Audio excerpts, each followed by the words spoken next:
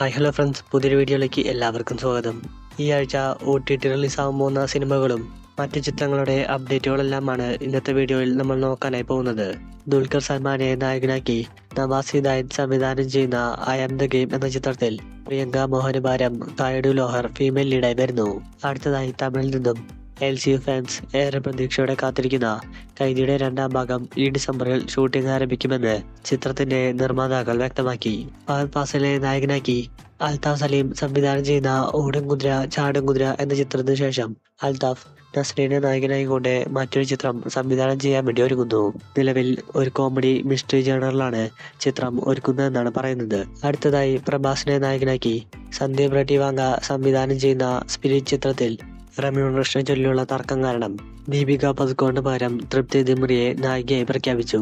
അടുത്തതായി മലയാളത്തിൽ നിന്നും മോഹൻലാലിനെ നായകനാക്കിക്കൊണ്ട് തരുൺ മൂർത്തി സംവിധാനം ചെയ്ത തുടരൻ ചിത്രം ഇന്ന് രാത്രി ജിയോ ഹോട്ട്സ്റ്റാറിൽ സ്ട്രീമിംഗ് ആരംഭിക്കുന്നു. കൂടാതെ തമിഴിൽ നിന്നും ശശികുമാർ നായകനായി അഭിനയിച്ച ടൂറിസ്റ്റ് ഫാമിലി എന്ന ചിത്രം ഈ വരുന്ന ജൂൺ 2-ാം തീയതി സിംപ്ലി സൗത്തിലും ജിയോ ഹോട്ട്സ്റ്റാറിലും സ്ട്രീമിംഗ് ആരംഭിക്കുന്നു. അടുത്തതായി സൂര്യയെ നായകനാക്കി കാർത്തിക് സുബ്രാജ് സംവിധാനം ചെയ്ത് ഏറെ പ്രതീക്ഷയോടെ തിയേറ്ററിലേക്ക് വന്ന റെട്രോ ചിത്രം ഈ വരുന്ന മെയ് മാസം 31-ാം തീയതി നെറ്റ്ഫ്ലിക്സിൽ സ്ട്രീമിംഗ് ആരംഭിക്കുന്നു.